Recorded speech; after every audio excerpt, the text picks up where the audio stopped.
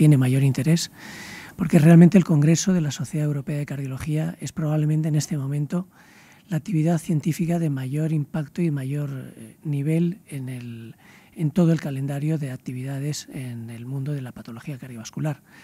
Realmente el Congreso ha ido ganando en importancia, no solamente en asistentes, sino en contenidos, y es absolutamente imposible, aunque asistas al Congreso, hacer un seguimiento próximo de todos los temas de interés. La dinámica de esta reunión es hacer aquí un resumen por áreas de conocimiento de los hechos más relevantes que se han comunicado en el Congreso de la Sociedad Europea de Cardiología, y para eso reunimos aquí a personas muy expertas en cada campo y que van a hacer un esfuerzo de resumir en 15 minutos lo que ellos han considerado más importante para la práctica clínica diaria. Realmente, incluso para los asistentes al Congreso es absolutamente imposible asistir a todas las actividades, porque muchas veces coinciden en el tiempo y es imposible acudir a todas, o bien las salas están llenas, y en cualquier caso también tiene interés para ellos, y especialmente para los que no han podido asistir, hacer un análisis y una reflexión de todos estos datos pasado un mes de tiempo en el cual muchos de nosotros ya hemos conocido más o menos lo que ha ido ocurriendo, pero en esta sesión vamos a aprovechar para hacer un análisis ya crítico sobre todos estos datos. Realmente las personas que están siguiendo esta sesión pueden enviar sus preguntas y comentarios a través del chat que ven en la parte derecha de la pantalla, y también pueden participar mediante la red social Twitter utilizando el hashtag o etiqueta @es12. Realmente les animo a que hagan todas las preguntas. Inicialmente vamos a hacer las presentaciones y cuando terminemos daremos paso a las preguntas introducidas por ustedes a través del chat que moderará Lorenzo Facila. Entonces, sin más preámbulos, vamos a pasar a la primera presentación que va a hacer el doctor Enrique Galve Basilio, que como saben ustedes trabaja en el Hospital Vall d'Hebron de Barcelona y va a hablar sobre lo mejor sobre riesgo cardiovascular. Cuando quieras, Enrique. Gracias, doctor Bertomeu. Gracias a la Sociedad Española de Cardiología y también...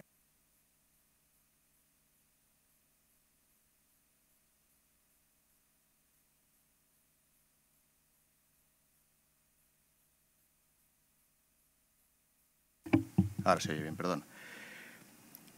En la faceta de riesgo vascular.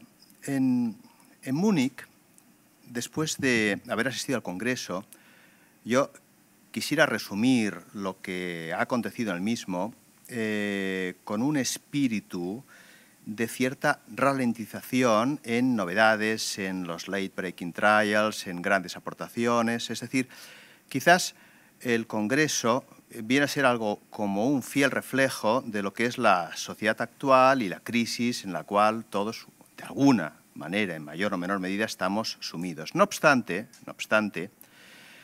esto da pie también a que haya podido celebrarse este Congreso en un marco de análisis más profundo de las últimas aportaciones, de las aportaciones más recientes, de los documentos de consenso, y podamos llegar quizás sin grandes novedades a expresar también aportaciones en lo que es el riesgo vascular actual.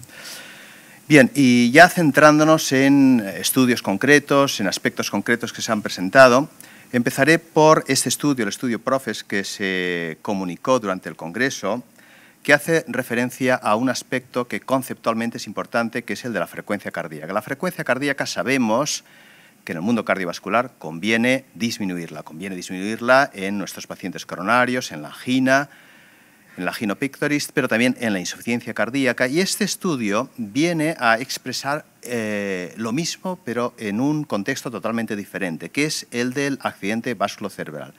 En este estudio, que de hecho era un estudio para comparar diferentes estrategias farmacológicas, que no voy a profundizar en él porque no fueron positivas ninguna de ellas, se examinó en qué medida la frecuencia cardíaca en el momento que el paciente llega al hospital con un accidente vasculocerebral va a determinar las secuelas del mismo. Y esto se mide a través del índice de Barthel a los 3 meses, que ya saben que cuanto más elevado el paciente está físicamente mejor. De hecho, un índice de Barthel es normal en nivel 100.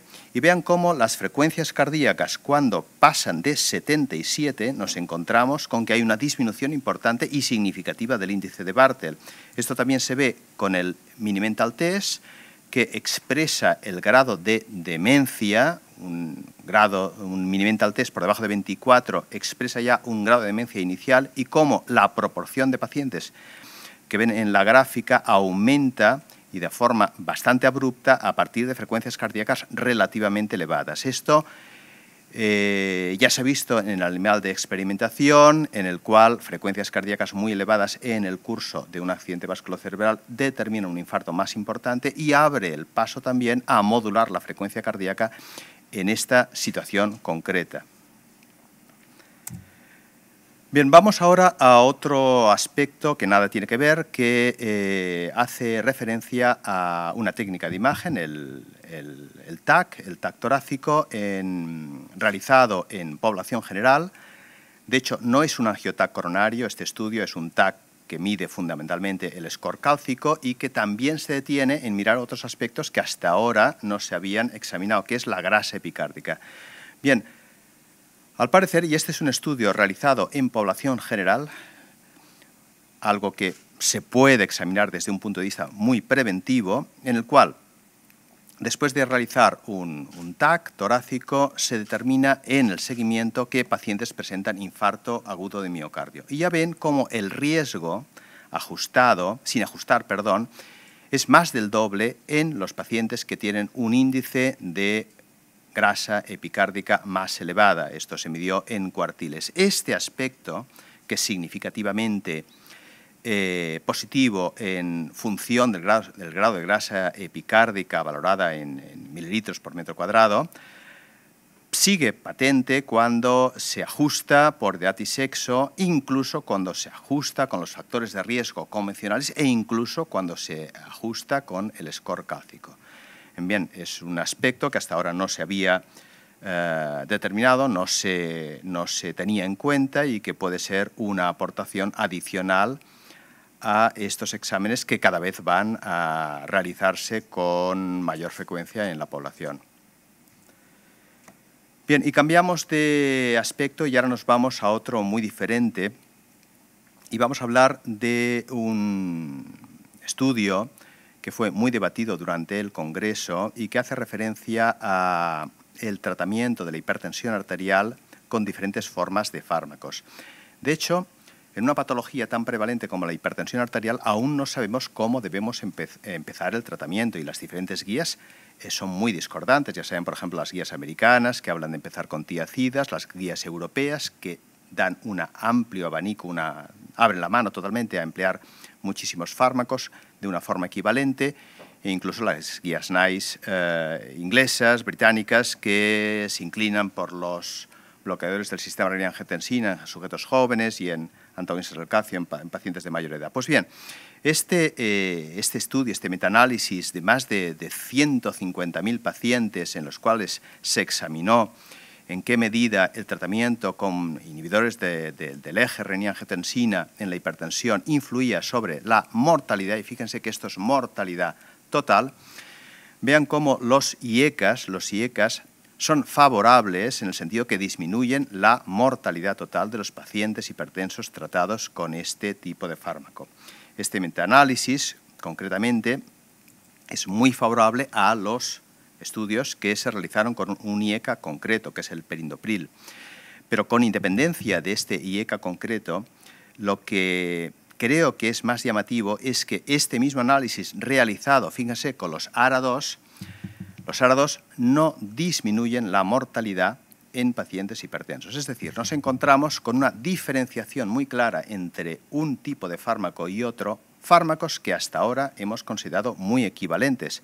De hecho, eso viene a colación porque los ARA2, fármacos que hemos empleado todos en numerosísimas ocasiones en diferentes formas de patología cardiovascular, nunca han demostrado que sean superiores a los IECAs. Y ahora quizás empezamos a ver que puede que sean incluso inferiores. Esto es importante en una época que precisamente los recursos empiezan a escasear en muchos países europeos, como es el nuestro. Bien, y siguiendo con el sistema renina-angiotensina en el europeo se debatió mucho esta presentación que por fin hemos tenido, que es del estudio Altitude, el estudio Altitude con alisquiren.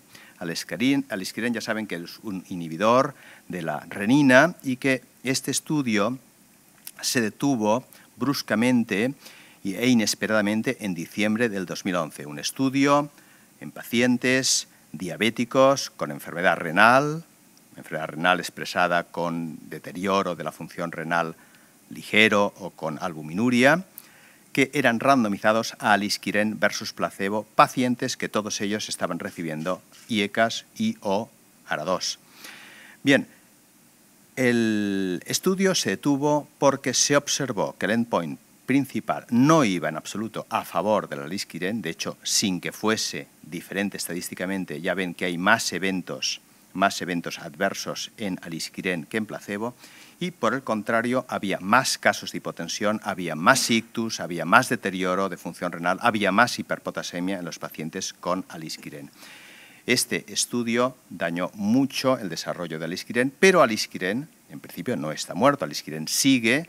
Hay estudios en insuficiencia cardíaca, el Atmosphere, el Astronaut con alisquiren, pero de alguna forma es un punto de reflexión. Por lo pronto, si tenemos pacientes diabéticos en este contexto con alisquiren y están recibiendo IECAS o ARA2, este fármaco alisquiren se tiene que retirar, pero la gran pregunta es si esto es culpa del propio alisquiren o es culpa del doble bloqueo, porque el doble bloqueo del sistema renina-angiotensina ha fallado repetidamente, ha fallado cuando se ha intentado IECAS más ARA2, ahora falla con IECAS ARA2 más alisquiren. De hecho, el único doble bloqueo que ha funcionado es el de IECA o ARA2 más los antialdosterónicos en la insuficiencia cardíaca. Y cambiando ahora de tema, vamos al mundo de la hipertensión arterial, porque la hipertensión arterial, que prácticamente no hay nuevos fármacos para tratarla, sí que crece exponencialmente esta nueva técnica, la técnica de la denervación renal mediante la ablación con radiofrecuencia. No deja de ser llamativo una enfermedad médica siempre tratada farmacológicamente o con medidas higiénico-dietéticas que por primera vez se trata desde el punto de vista de intervencionismo. Un intervencionismo que ya saben que consiste en entrar en las arterias renales y con radiofrecuencia ablacionar la red simpática que precisamente corre por la adventicia. Bien, esto ya es una técnica que está creciendo y que los estudios que inicialmente se han publicado, estamos viendo resultados a más largo plazo. En el europeo se presentó el Simplicity 2, el estudio que más enfermos ha recogido, aunque su número no es muy elevado, ya lo ven, en el seguimiento a 18 meses. Ya ven cómo en la gráfica la línea azul expresa aquellos pacientes que fueron randomizados a radiofrecuencia, ablación, a denervación desde el principio, que tienen una disminución de la presión arterial de alrededor de 30 milímetros de mercurio. La línea roja es la de los pacientes randomizados a no denervación, que se les concedió a los 6 meses la posibilidad de cambiar nuevamente y ser denervados. Vean que a partir de ese momento vuelve a descender en ese grupo también la presión arterial, también en unos 30 milímetros de mercurio aproximadamente. Y quizás el aspecto más importante es que a los 18 meses no se produce un reascenso de la presión. Es decir, que vamos aumentando el conocimiento sobre esta técnica, vemos que es eficaz, que reduce la presión arterial en una magnitud muy importante. Pensemos que estamos hablando de pacientes con hipertensión refractaria, que no hay una reinervación posterior, es decir, no se pierde la eficacia del procedimiento al cabo de un cierto tiempo. Es una técnica que se ha evidenciado que tiene pocas complicaciones, siempre y cuando se excluyan aquellos pacientes que tengan arteriopatía renal, arteriosclerosis renal, insuficiencia renal. Estos son pacientes que tienen que ser seleccionados cuidadosamente, pero que es una técnica en gran expansión. Cuando los estudios han incluido poco más de docenas de enfermos, ya se han practicado más de 5.000 casos y lo que va a producirse en el inmediato. Bien, ya voy a ir acabando. Un documento de consenso importante que se ha debatido en el Congreso han sido las guías europeas de prevención cardiovascular. Las guías son amplias y permiten muchísimo controversia y discusión, pero yo solo me voy a centrar en dos aspectos muy concretos, que son las recomendaciones sobre el manejo de las dislipemias, de la hiperlipidemia, y concretamente el de los pacientes de muy alto riesgo. Los pacientes de muy alto riesgo se recomienda que el colesterol LDL baje por debajo de 70. Esta es una recomendación que quizás todos veríamos como muy lógica, pero tengamos en cuenta que es que prácticamente todos los pacientes que estamos viendo nosotros, los cardiólogos, en nuestro día a día son pacientes de muy alto riesgo, son pacientes que todos ya tienen enfermedad cardiovascular. Y hemos de reconocer y hemos de hacer autocrítica porque la mayor parte de nuestros pacientes no están por debajo de 70. Y bajar por debajo de 70 obliga a un tratamiento hipolipemiante más agresivo que la mayor parte de estatinas que se utilizan en el día a día. Bien, este es un aspecto en el cual hay que insistir. Y vamos a lo que se refiere a lo que se ha debatido con respecto a el tratamiento de la diabetes. El tratamiento de la diabetes está sufriendo una metamorfosis muy importante. Han aparecido nuevos fármacos y también los viejos fármacos han sido reanalizados. Este es un estudio danés, un estudio muy importante que ha incluido muchos miles de pacientes porque los daneses tienen una red muy importante que monitorizan perfectamente todos los tratamientos, las enfermedades y los eventos de su red sanitaria en este país, que es pequeño, pero que todo lo tienen muy bien controlado. Y fíjense lo que ocurre en los pacientes a los cuales se les da por primera vez un antidiabético oral del tipo de los secretagogos, de las sulfonilureas, básicamente. Bien, aquí ven el riesgo cardiovascular de los sujetos que ya tenían historia de infarto agudo de miocardio. Aquí ven a la izquierda la metformina, que podría valorarse como riesgo cero, riesgo intermedio, riesgo neutro, mejor dicho, y aquí tenemos a todas las sulfonilureas. Excluyendo la gliclazida, que se salva de esta tendencia que se va a la derecha, fíjense que prácticamente todas las sulfonilureas se van a la derecha, es decir, en mayor riesgo cardiovascular y mayor riesgo de mortalidad total. Mortalidad por todas las causas. Por tanto, si aquí vemos los diferentes antidiabéticos orales que están a nuestra disposición en estos momentos, nos encontramos que esto ya es un aspecto que se viene insistiendo repetidamente en los últimos tiempos, que las sulfonilureas, y ya sabemos también que las glitazonas, que tengan en su conjunto, con alguna notable o pequeña excepción, incremento de riesgo cardiovascular, lo cual va a llevar al desplazamiento progresivo de los antidiabéticos orales a los nuevos antidiabéticos orales, en los cuales están los inhibidores de la DPP-4, los agonistas de la GLP-1, etcétera, etcétera. Todo ello, por supuesto, partiendo de la metformina, es decir, añadiendo a la misma. Bien, es un cambio en el cual se va a ir produciendo lentamente. Los nuevos antidiabéticos aún están por demostrar, han demostrado su seguridad, han demostrado su capacidad para reducir la glicemia, pero nos han de demostrar aún disminución de eventos, un aspecto que aún está por llegar, y si se produce, nos encontraremos sin duda con el único aspecto negativo, que es el encarecimiento del tratamiento. Y eso es todo. Muchísimas gracias. Muchas gracias, Enrique. Vamos a pasar ya a la siguiente presentación, luego haremos el debate después. La siguiente presentación corre a cargo de Juan José Gómez Doblas, que trabaja en Málaga, en el Hospital Clínico Universitario Virgen de la Victoria, y nos va a hablar sobre lo mejor de la insuficiencia cardíaca. Cuando quieras, Juanjo.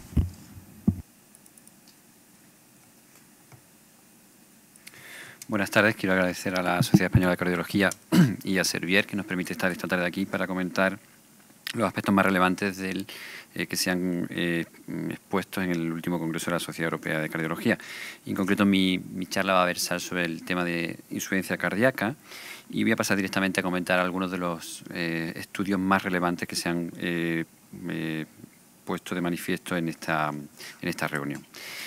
El primer estudio que quisiera comentar es el estudio publicado en New England de forma simultánea a su presentación en el Congreso de Múnich, en el cual se valora el papel del balón de contrapulsación aórtica al paciente con shock cardiogénico después de un infarto agudo de miocardio. Es relevante este estudio porque los datos que teníamos sobre todo eran de datos de registro, de estudios observacionales, pero no de estudios randomizados y sobre todo la mayoría de ellos centrados o bien en pacientes sin reperfusión, datos clásicos y con muy pocos pacientes, en pacientes con trombolisis y en estos dos grupos de poblaciones en los cuales o no se revascularizaba o se hacía trombolisis, realmente sí que parecía que el balón de contrapulsación en estos registros podía ser tendría un efecto beneficioso, pero sin embargo cuando se analizaban poblaciones más recientes donde se hacía fundamentalmente angioplastia primaria, pues como podemos ver en la diapositiva, en los estudios que teníamos parece que la mejoría con el uso del balón de contrapulsación no era, digamos, demasiado relevante. Y la prueba es que en los resultados finales de este estudio randomizado, lo que se demuestra es que no hay una diferencia en el endpoint primario, que era mortalidad a 30 días, con el uso de balón de contrapulsación con respecto a no usar un balón de contrapulsación aórtica en estos pacientes con un infarto tratados de forma muy precoz con angioplastia primaria.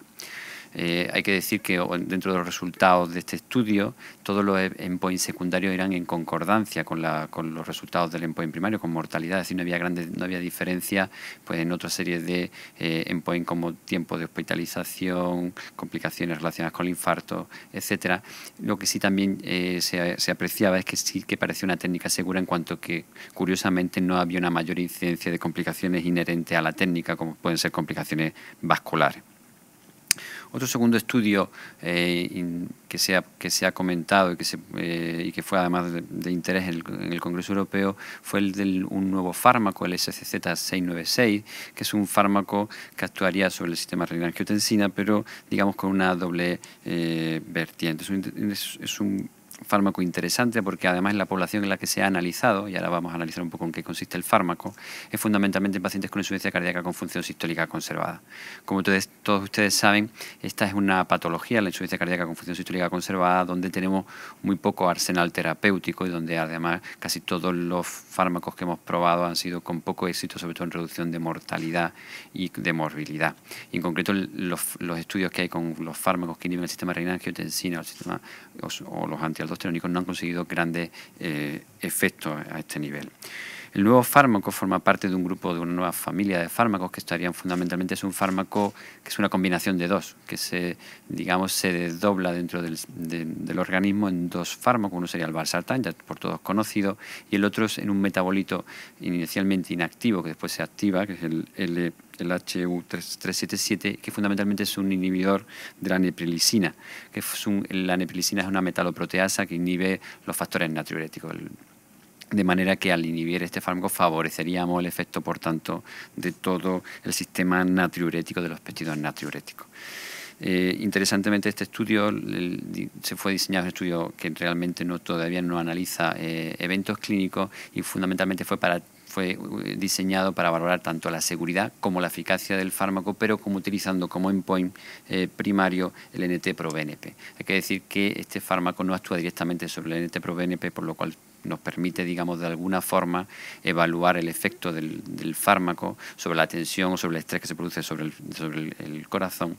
Y lo que se analizó fue el valor de este marcador, de este biomarcador a las 12 semanas, y también se valoró datos de la estructura funcional del corazón, sobre todo en tema de volúmenes, de fracción de eyección, a las 36 semanas. Se analizaron unos 700 pacientes y, como pueden ver en la diapositiva, en el endpoint primario, que era fundamentalmente, como les decía, el valor de BNP a las 12 semanas, pues el SCZ-696 consiguió una reducción significativa del biomarcador con respecto al control, que en este caso era valsartán. Esta quizás es una de las críticas del estudio, porque compararse con valsartán quizás tiene no tiene mucho podría ser una crítica importante en el sentido de que tampoco el Valsartán ha demostrado que en función sistólica preservada sea un fármaco eficaz, pero en concreto lo que sí se demuestra en este estudio es esa reducción del BNP. También hay mejoría tanto en el grado funcional de los pacientes a las 36 semanas como también en la reducción del volumen auricular. Y curiosamente, sobre todo para digamos, abrir nuevas hipótesis de trabajo, lo que llama la atención de este pequeño estudio es que aunque en análisis por subgrupo había una eficacia similar en todos los grupos, sobre todo había una eficacia muy importante en el grupo de pacientes diabéticos y abre nuevos campos a explorar en el futuro. Cuando se analizaba en el seguimiento 36 semanas, se ve que esa reducción inicial importante en el BNP no era tan significativa, pero se mantenía cuando se comparaba con Valsartán. Una de las conclusiones de este estudio probablemente es que tenemos una nueva vía para explorar en los pacientes con insuficiencia cardíaca y función sistólica preservada, que como les decía, probablemente es un campo en el que tenemos pocos avances en los últimos años y ya hay estudios en marcha, que son estudios en fase 3 en el que se valoran eventos clínicos con este nuevo y novedoso fármaco. Otro aspecto muy interesante y que sobre todo tiene relevancia porque después, como veremos, vamos a comentar un poquito más en profundidad las guías de insuficiencia cardíaca que se comentaron bastante en el Congreso de Múnich, es este estudio que se publicó a la vez en el European Heart Journal sobre el efecto de la valsartana sobre las hospitalizaciones recurrentes. Es un análisis, un subestudio del estudio CHIEF. Como todos ustedes saben, el estudio CHIEF fue un estudio un estudio randomizado entre 6.500 pacientes en lo que se analizaba en pacientes con fracción de eyección deprimida, con ritmo sinusal y con frecuencia cardíaca mayor de 70 latidos por minuto, sobre todo el endpoint de ingresos por insuficiencia cardíaca o muerte cardiovascular. Como ustedes también saben, en este estudio, ya conocido por todos, había una reducción del 18% en este endpoint combinado. Fundamentalmente, además, se hacía especialmente por reducción de hospitalizaciones por insuficiencia cardíaca, hasta en un 26%. Quizás lo más importante del CHIEF, aparte del efecto que tenía sobre la reducción, sobre todo de hospitalizaciones y de mortalidad en el endpoint combinado, quizás lo más importante es que además nos hizo ver a los cardiólogos que la frecuencia cardíaca no solo es un marcador de riesgo, sino que también puede ser un marcador que puede ser tratado. Y sobre todo también uno de los aspectos más relevantes del CHIEF es que nos puso un target de tratamiento los pacientes con insuficiencia cardíaca, con disfunción sistólica, que era, como pueden ver en esta diapositiva, como la reducción por debajo de 60 latidos por minuto era donde conseguíamos una reducción del endpoint de forma más intensa. Digamos que de alguna forma vimos que se podía tratar y además también nos marcaba el camino hacia donde tendríamos que llegar, un poco en la senda de lo que hemos hecho en cardiología, por ejemplo, la cardiopatía isquémica con el tema del LDL colesterol, ¿no? El objetivo de este análisis fue no solo evaluar lo que ya conocíamos, sino sobre todo ver qué ocurría en algo que normalmente se hace poco, que es valorar las hospitalizaciones recurrentes después del primer ingreso por insuficiencia cardíaca. ¿Y por qué por qué es importante este subanálisis? Pues porque, como ustedes bien saben, después de la primera hospitalización por insuficiencia cardíaca, este es un evento muy importante en los pacientes con esta patología. El 20% de los pacientes tienen un reingreso por insuficiencia cardíaca en el primer mes, pero al cabo de 6 meses hasta el 50% de los pacientes reingresan. Y sobre todo esto es interesante porque si ustedes analizan el coste de la insuficiencia cardíaca, que saben que supone un problema importante de salud pública, pues fundamentalmente cuando desagregamos o analizamos realmente cuál es la carga económica de insuficiencia cardíaca, fundamentalmente la gran parte, 2/3 de esa carga económica se produce fundamentalmente por las hospitalizaciones que se producen en los pacientes con insuficiencia cardíaca sistólica. Cuando se analizó la población que se analizó en este subanálisis, pues como pueden ustedes ver, los pacientes que tenían, digamos, más reingresos, pues eran pacientes más añosos, que tenían más frecuencia cardíaca, que tenían más hipotensos, que tenían más disfunción ventricular y tenían un grado sintomático peor. Y también cuando analizábamos basalmente, pre-randomización, el tratamiento inicial, pues también los pacientes que tenían más reingresos estaban menos tratados con beta bloqueantes, un poco más con IECA, un poco más con digoxina, con más diurético y más con aldosterónico, probablemente relacionado pues, con las características basales que hemos analizado previamente. ¿Qué es lo que encontramos en este análisis? Pues fundamentalmente ven con el hilo del estudio CHIEF, del estudio global, que había una reducción no solo de la primera hospitalización por insuficiencia cardíaca, sino de las hospitalizaciones o la incidencia acumulada de hospitalizaciones por insuficiencia cardíaca hasta en un 25%. Si además analizamos no solo la primera, sino la segunda y la tercera hospitalización, vemos que el efecto se produce no solo en la primera, sino también en los efectos recurrentes. Como ustedes saben, en los pacientes con insuficiencia cardíaca a veces hay un clúster de reingreso que es muy importante y además suele ser un marcador de muy mal pronóstico en nuestros pacientes. Si además analizamos el tiempo entre el primer reingreso por insuficiencia cardíaca y el segundo, también había una tendencia a una reducción con ivabradina, con proclalam, del tiempo desde la primera a la segunda reingreso por insuficiencia cardíaca, aunque en este caso estaba en el límite de la significación estadística. Esta diapositiva también es interesante para ver cómo el número total de hospitalizaciones que se reducen con ivabradina se reducen las hospitalizaciones por empeoramiento de la insuficiencia cardíaca por cualquier causa, las hospitalizaciones cardiovasculares, fundamentalmente, obviamente, por hospitalizaciones por insuficiencia cardíaca, y sin embargo no hay reducciones en hospitalizaciones por causas que no estén relacionadas con empeoramientos de insuficiencia cardíaca. Las conclusiones de su análisis es que, como pueden leer aquí, este análisis del estudio CHIEF nos permitió ver que la reducción de la frecuencia cardíaca con ivabradina en pacientes con insuficiencia cardíaca, ritmo sinusal y frecuencia mayor de 70, que les recuerdo eran los criterios de inclusión del estudio CHIEF, y ya bien tratado con el tratamiento convencional con betabloqueantes y ECA y inhibidores de la aldosterona, pues se consigue reducir las hospitalizaciones totales por empeoramiento de insuficiencia cardíaca, conseguimos reducir la incidencia sobre todo de hospitalizaciones recurrentes y sobre todo también conseguimos, aunque como hemos visto antes, no de forma muy significativa, pero se reducía también un aumento del tiempo entre la primera y las hospitalizaciones subsecuentes. Y pues obviamente con la repercusión que pueda tener esto en los costes, como antes les apuntaba.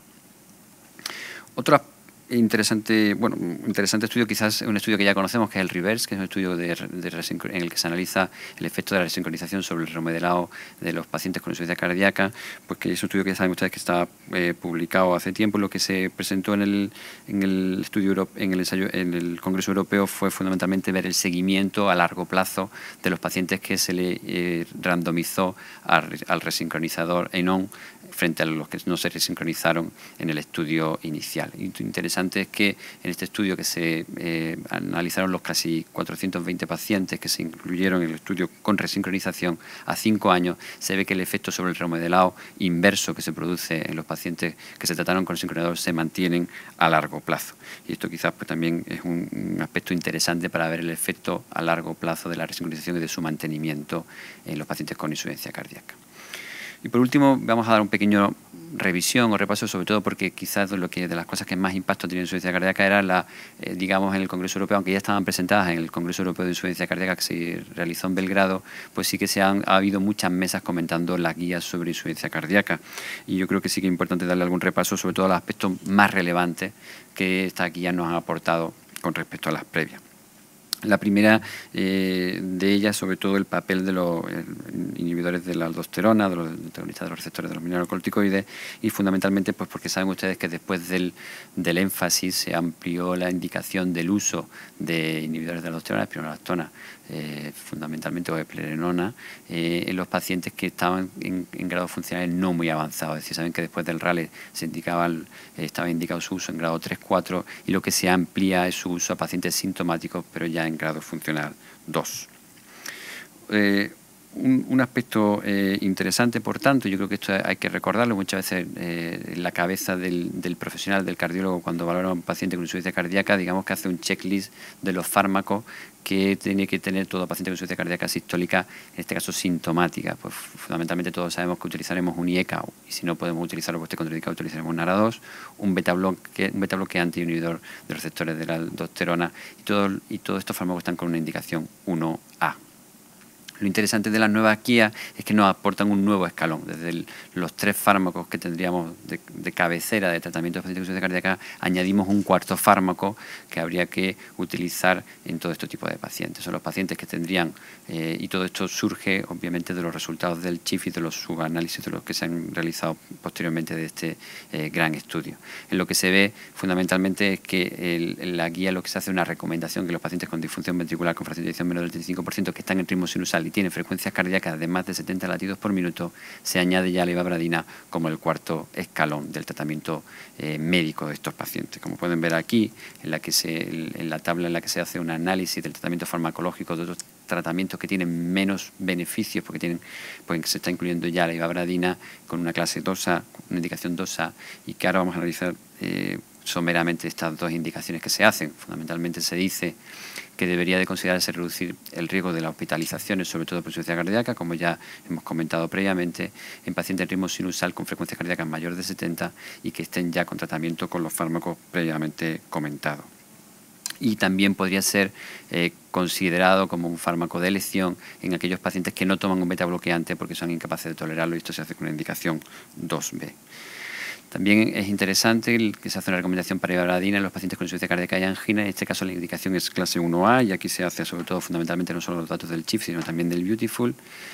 Y otros aspectos interesantes de la guía son el papel de la resincronización, que sobre todo se expande su uso a pacientes en grado funcional 2, y sobre todo esto se hace basado en los estudios del MADI-CRT y el RAF, y sobre todo también se le quita papel al uso de la resincronización en pacientes con fibrilación auricular y con bloqueo de rama, pacientes que no tengan bloqueo de rama izquierda, es decir, con trastorno de la conducción intraventricular o bloqueo de rama derecha. De manera que esta indicación se ciña a clase 1A, sobre todo en pacientes con bloqueo de rama izquierda y QRS mayor de 130 milisegundos, y sin embargo en pacientes sin bloqueo de rama izquierda se habla ya de un QRS de más de 150 milisegundos y con una, digamos, indicación clase 2A. Esto se basa, como les decía, en los datos del RAF y del MADI-CRT. Y quizá para terminar, comentarles que por primera vez en la guía y de forma un poco llamativa, sobre todo para lo que habitualmente hacemos desde el punto de vista clínico, pues se incide en que hay poca evidencia o falta de evidencia científica importante para la mayoría de las medidas de estilo de vida que se recomiendan en los pacientes con insuficiencia cardíaca. Especialmente se hace referencia a la dieta sin sal, en cuanto al sentido de que no hay ningún estudio que nos demuestre su beneficio, y sin embargo solo hacen dos grandes recomendaciones que afectan a los estilos de vida en este tipo de patología. Una es fundamentalmente la de la recomendación de hacer un ejercicio aeróbico regular en los pacientes con insuficiencia cardíaca para mejorar su capacidad funcional y sus síntomas, y la otra son sobre todo la que los pacientes puedan ser, digamos, incluidos en programas de manejo multidisciplinar, como unidades de insuficiencia cardíaca o programas de rehabilitación cardíaca en los pacientes con insuficiencia cardíaca. Muchas gracias. Muchas gracias, Juanjo. A continuación, el doctor Javier García Moll, del Hospital Santa Creu y San Pablo de Barcelona, va a presentar las novedades sobre enfermedad coronaria.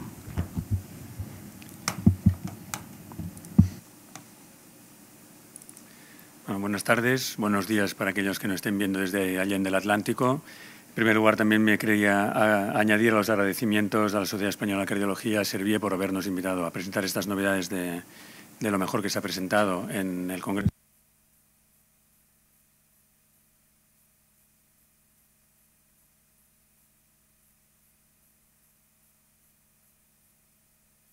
Perdón.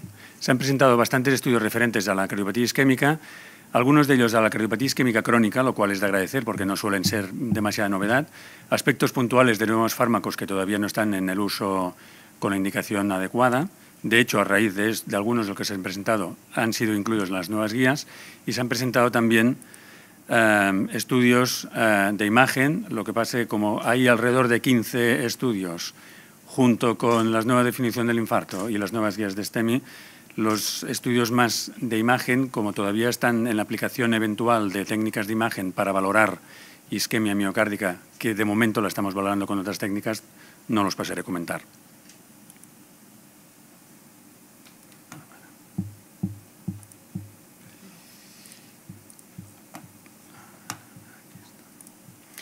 Aquí tenemos todos los nombres de todos los estudios que se han presentado en relación con la cardiopatía isquémica. De hecho, uno de ellos, el EVP Shock, ya se ha hablado y daré 4 pinceladas más.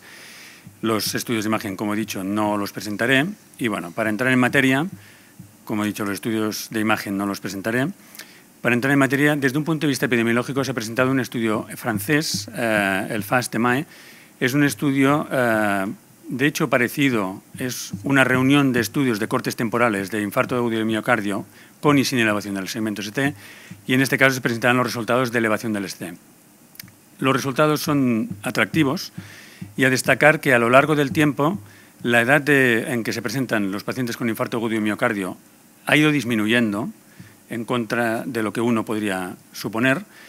y el control de los factores de riesgo, es decir, la presencia de factores de riesgo en estos pacientes se ha ido incrementando. De manera que actualmente son más jóvenes, pero son más hipertensos, más hipercolesterolémicos, la diabetes más o menos se mantiene, fuman más y son más obesos. O sea que de momento todas las técnicas, o sea, toda la política de prevención de factores de riesgo, pues digamos que vamos teniendo cada vez más un más amplio margen de mejoría.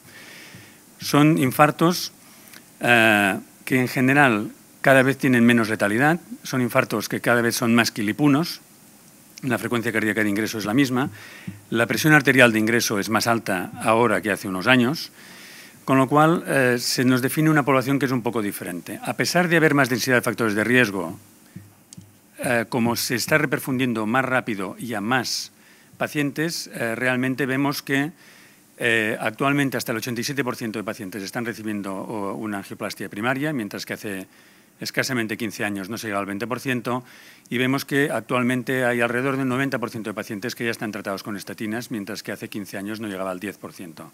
Con lo cual vemos que el tratamiento va siendo cada vez más completo, cada vez más rápido, y realmente la mortalidad, la letalidad ajustada por todas las variables que ven en la parte inferior de la diapositiva, vemos que tener un infarto ahora, en el corte de 2010, respecto al de 15 años antes del 95, la mortalidad se ha reducido más de un 50%. Es decir que, a pesar del incremento de todos los factores de riesgo. Por tanto, nos estamos moviendo en la dirección correcta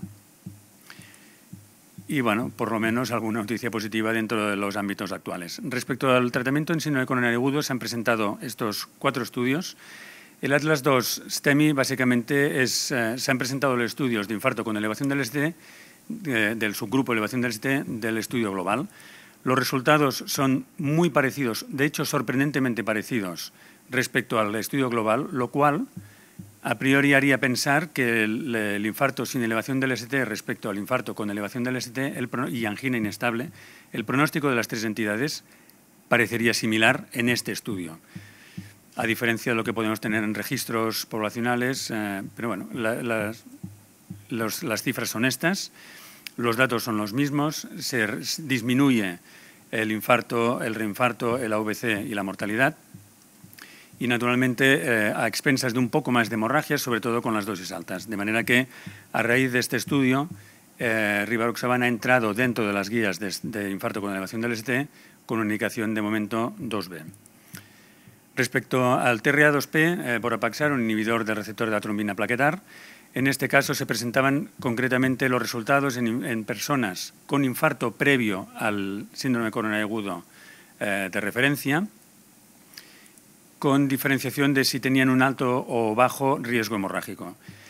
Se trata de unos resultados que son, en este caso, positivos, es decir, se reduce el objetivo principal, que era muerte cardiovascular, infarto de miocardio y accidente vascular cerebral, de forma significativa, con, sobre todo, hincapié en la reducción de nuevos infartos.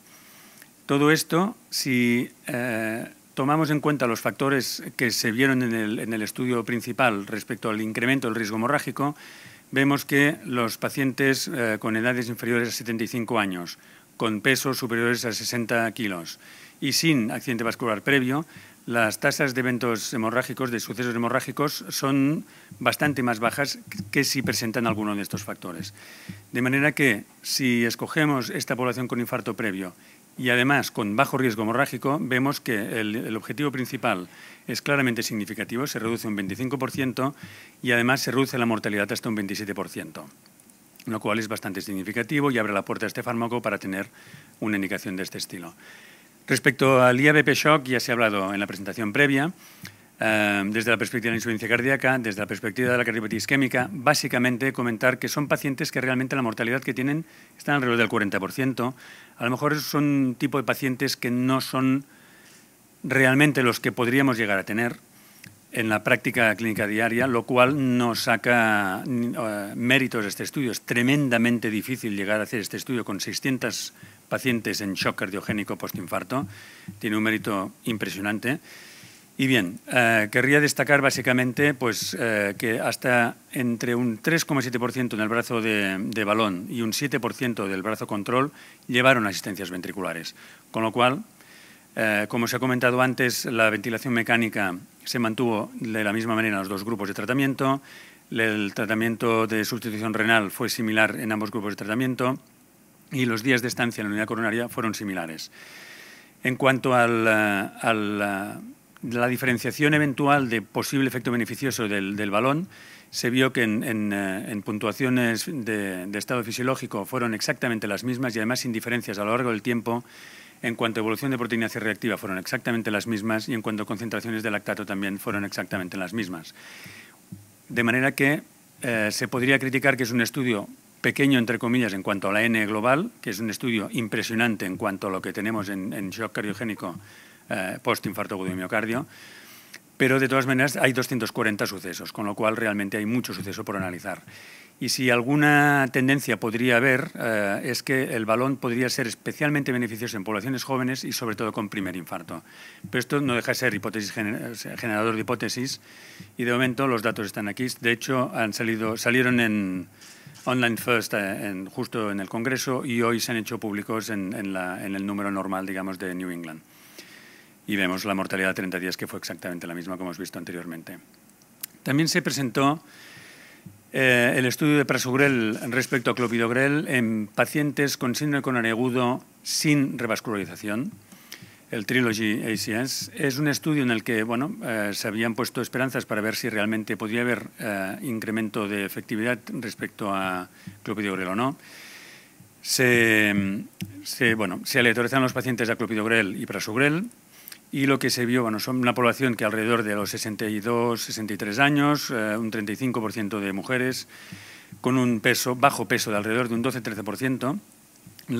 Los pacientes con infarto sin elevación del ST eran prácticamente 2/3 partes, con angina inestable 1/3 parte, y la densidad de factores de riesgo es bastante parecida a lo que podemos tener en la práctica clínica diaria. Sin embargo, el Grace, la puntuación Grace de riesgo, probablemente es un poco más baja de la que podríamos tener en nuestras unidades coronarias.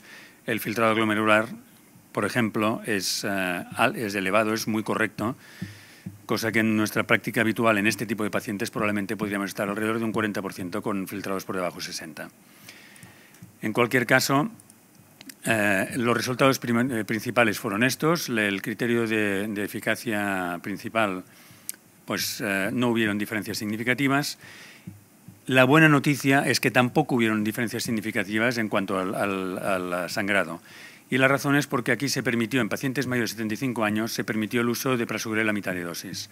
Con lo cual, una de las consecuencias que podemos sacar de este estudio es que en pacientes con más de 75 años, que era uno de los grupos que sangraban más en el estudio principal, podemos ver que con este ajuste de dosis, en el estudio principal del Tritón, podemos ver que con este ajuste de dosis es seguro y, por tanto, podría haber también una modificación, por ejemplo, de ficha técnica. Vemos, además, que hay una diferencia en el tiempo, en el sentido que durante el primer año hay una diferencia entre los dos tratamientos, pero a partir del primer año sí que hay una diferenciación que llega a la significación estadística. Y esto es probablemente porque los pacientes tratados con prasugrel tienen menor reincidencia de nuevos síndromes coronarios agudos. Con lo cual, de hecho, hay un estudio en marcha en este sentido, que es el Pegasus con ticagrelor, con el que podría observarse que al persistir la doble antiagregación con estos fármacos nuevos tan eficaces, se podría reducir nuevos eventos más allá del primer año de tratamiento. Es interesante y ahí queda el dato. Respecto a cardiopatía isquémica crónica, se han presentado 4 estudios, de los cuales hablaré básicamente de 3. En primer lugar, el Clarify. Se presentaron los datos respecto a las diferencias en cuanto a las características de los pacientes varones o mujeres con angina crónica estable. El registro Clarify es un registro mundial en el que participan países de todos los continentes, más de 33.000 pacientes incluidos, en los cuales se tenía que tener documentación de enfermedad arterial, de cardiopatía isquémica crónica, con los criterios de inclusión que se ven en la parte superior, y con los criterios de exclusión básicamente aquellos que podían implicar mal pronóstico por razones extracardíacas o inestabilidad de la cardiopatía isquémica. En este caso, el objetivo del análisis que se presentó fue, sobre todo, explorar las diferencias a un año entre hombres y mujeres con cardiopatía isquémica estable. Hay abundante literatura sobre la diferencia de tasa de exploraciones en cardiopatía isquémica, de revascularización en cardiopatía isquémica respecto a sexos, de tratamiento, de pronóstico, y se fue a analizar esto. Se puede ver, como se ve reiteradamente, que las mujeres con angina crónica estable son mayores que los varones y que tienen mayor densidad de factores de riesgo. Son más hipertensas, tienen mayores antecedentes de cardiopatía isquémica, etcétera. Fuman menos y tienen menos actividad física. De manera que lo que podemos ver es que, como tienen mayor densidad de factores de riesgo, pero en cambio tienen menor densidad de lesiones coronarias. Con lo cual, por aquí podríamos explicar un poco por qué tienen menor densidad de revascularización. Vemos además que las mujeres son más sintomáticas que los varones. Por tanto, las mujeres tienen mayor densidad de factores de riesgo, están más sintomáticas que los varones, pero tienen menor densidad de enfermedad arterial coronaria. Y sobre todo lo que se puede ver en el Clarify es que la frecuencia cardíaca no está bien controlada. Hasta un 44% de pacientes tienen una frecuencia cardíaca por encima de 70. Datos muy similares a los que se observan en el registro AVANCE en España y el registro 13 también en España, ya sea con o sin betabloqueantes, y esto es fundamental. Los pacientes con betabloqueantes tampoco llegan a tener la frecuencia cardíaca bien controlada. Por tanto, la diapositiva principal final es que la evolución en año realmente entre hombres y mujeres a un año con angina crónica estable no son diferentes. Quizás tienen una menor tasa de revascularización, pero en cuanto a mortalidad, infarto no fatal y accidente vascular cerebral no fatal, no tienen diferencia respecto a los varones. Para ir rápido, el estudio CARDIA es un estudio realmente, presentaron los datos a 5 años, es un estudio en el que se valora a pacientes diabéticos con enfermedad multivaso, se comparan las dos estrategias de revascularización percutánea respecto a la quirúrgica, es un estudio pequeño y es un estudio que realmente fue muy contestado en cuanto a estimación de lo que es el margen de no inferioridad o no, estimación del tamaño de la muestra, pérdidas del seguimiento, etcétera. Con lo cual, realmente, simplemente presentar el dato que se presentó el estudio, pero que estamos a punto de tener datos sobre estudios mucho mayores a nivel mundial, no a nivel local británico, sino a nivel mundial, y por tanto, bueno, los tenemos que dejar un poco en cuarentena. Respecto al FAME2, es un estudio en el que se observó si los pacientes con guía de presión positiva para isquemia con una FFR por debajo de 80, estos pacientes se aleatorizaban a revascularización más tratamiento óptimo respecto a tratamiento óptimo, y los que tenían un FFR por encima de 80, de 0,80, quedaban para el registro. Los criterios de exclusión eran cirugía coronaria previa, fracción de eyección deprimida y enfermedad del tronco. Y bien, lo que se vio es que 2/3 partes de los pacientes quedaron en el estudio aleatorizado, mientras que 1/3 parte quedó en el estudio del registro. Lo que se vio básicamente es que los pacientes de registro, respecto a los pacientes con FFR significativo revascularizados, tenían el mismo pronóstico, y los pacientes con FFR positivo no revascularizados bajo tratamiento óptimo tenían la variable principal significativamente superior, mayor mortalidad de infarto de miocardio, ingreso no previsto y revascularización urgente. Sin embargo, esta variable era, sobre todo, únicamente a expensas de la revascularización urgente. Por tanto, lo que nos viene a decir el estudio FEM es que en aquellos pacientes con angina crónica estable a los que se demuestra isquemia o equivalente de isquemia, van mejor si se revascularizan, mientras que los que no tienen evidencia de isquemia, pues con el tratamiento médico óptimo son similares, como sabíamos también en otros estudios. El estudio de Wüst es un estudio de aquellos en los que una buena idea clínica tiene un reflejo y realmente puede llegar a cambiar la práctica clínica. Básicamente, pacientes con indicación de anticoagulación que se tienen que someter a un stent. En nuestra serie, en nuestro centro, vienen a ser alrededor de un 8-9% de los pacientes sometidos a intervencionismo coronario, y se hace un análisis aleatorizado de triple tratamiento, es decir, anticoagulación con doble antiagregación versus doble tratamiento. El doble tratamiento era básicamente clopidogrel y anticoagulación. Se ve que el objetivo principal, que es el número de hemorragias TIMI, es clarísimamente favorable al doble tratamiento, en general con todos los tipos de hemorragias, y el objetivo secundario, para el que no estaba calculado el tamaño de la muestra, que es muerte, infarto de miocardio, revascularización del vaso índice y accidente vascular cerebral o trombosis del stent, también fue mejor con tratamiento doble. Y todo esto, además, con una menor mortalidad con el tratamiento doble. Por tanto, la hemorragia en este tipo de paciente probablemente condiciona el pronóstico, y el tratamiento con anticoagulante más clopidogrel es al menos igual de eficaz en cuanto a eventos isquémicos y más eficaz en cuanto a hemorragias. lo cual pues son buenas noticias realmente. Y para acabar, los nuevos documentos, la definición del infarto, básicamente dan pinceladas de fisiopatología, a raíz de las cuales se clasifican los tipos de infartos, definen los biomarcadores como de elección como las troponinas, y en cuanto a las TAVIs, que ya empiezan a salir también incluso en las guías de cardiopatía isquémica, pues pueden causar lesión miocárdica y parecería razonable atribuirlos a los criterios del tipo 5. ¿Y cuáles son el tipo 1, tipo 2, tipo 5? Pues básicamente el tipo 1 es el infarto espontáneo de toda la vida, para entendernos. El tipo 2 sería el que sería secundario a otros problemas, insuficiencia cardíaca, espasmo coronario, cualquier otra entidad que modifica y aumenta las troponinas en sangre. El tipo 3 sería aquel que causa muerte sin que se lleguen a tener datos de troponinas. El tipo 4 sería relacionado con intervencionismo coronario. Se subdivide en 3. El tipo A, el que va en un intervencionismo coronario, el tipo B en el de trombosis del stent y el tipo C en una restenosis. Y el tipo 5 es el que estaría relacionado con la cirugía de revascularización coronaria. Los criterios de niveles umbrales para definir de troponinas son los que se ven en la diapositiva. Y, finalmente, una pincelada breve sobre las guías de infarto agudo y miocardio con elevación del ST.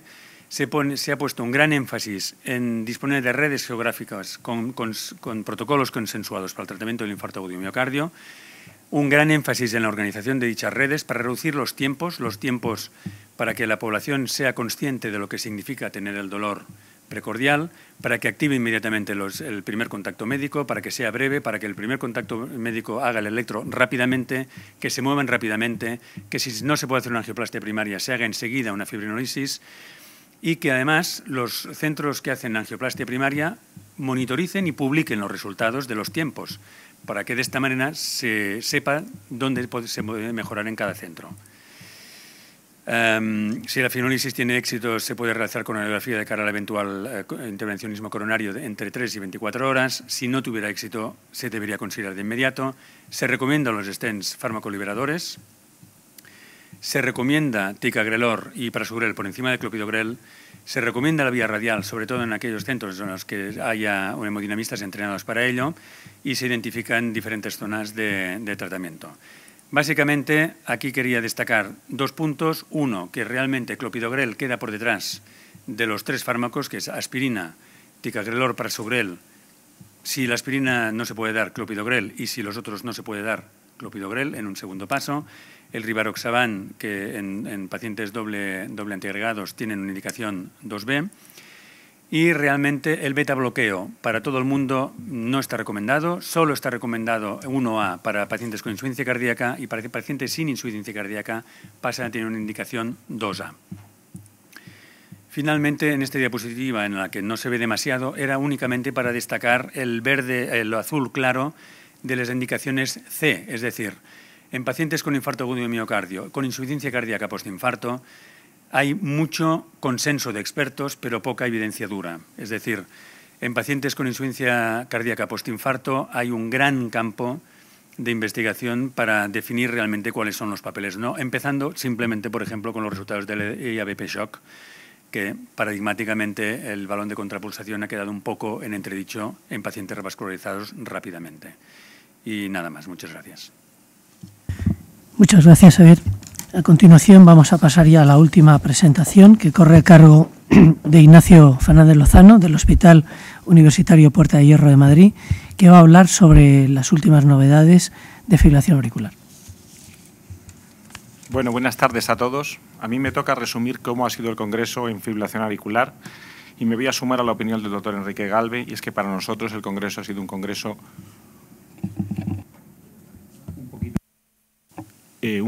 en el cual no ha habido grandes novedades ni grandes trials, aunque quizá la forma optimista de verlo es que lo más importante del Congreso es la actualización en las guías de fibrilación auricular, que vienen a poner en valor los grandes hallazgos y los grandes avances que se han hecho en el mismo Congreso Europeo durante los 2 años previos. Yo voy a destacar de este Congreso 2 registros, un trial no muy grande y fundamentalmente la actualización de las guías, porque yo creo que es lo que tiene mayor repercusión en la cardiología clínica. Empezaré por este registro, el registro RELAI, un registro que se hace paralelo al estudio RELAI, pero que no tiene mucho que ver con él. agrupa pacientes que acudieron a urgencias en todo el mundo entre el año 2008 y el año 2011, y son nada menos que 15.408 pacientes en 47 países, y que nos deja dos mensajes muy claros. Uno es que si analizamos la mortalidad total a un año de estos pacientes que acuden a urgencias por fibrilación auricular de cualquier causa, esta es del 11%. Y yo creo que acaba con la idea de que la fibrilación auricular es una arritmia benigna, una idea que hemos transmitido probablemente de forma errónea durante años. Y además que si analizamos qué es lo que ocurre en el mundo, nos vemos que las diferencias en el tratamiento de la fibrilación auricular son tan tremendas, con una mortalidad baja del 7,5% en la Europa occidental hasta una mortalidad del 20% en los países de África. El único mensaje positivo es cuando si se ajusta esta mortalidad a los tratamientos que reciben los pacientes, sobre todo a los tratamientos anticoagulantes, entonces estas diferencias ya no son tan importantes. Hay mucho por hacer a nivel mundial en la fibrilación auricular y desde luego esta no es una arritmia benigna. Siguiente registro es un registro de ablación de fibrilación auricular, un registro europeo prospectivo hecho en 10 países europeos y que fue presentado por la doctora Elena Arbelo en las sesiones de los Late Breaking Trials.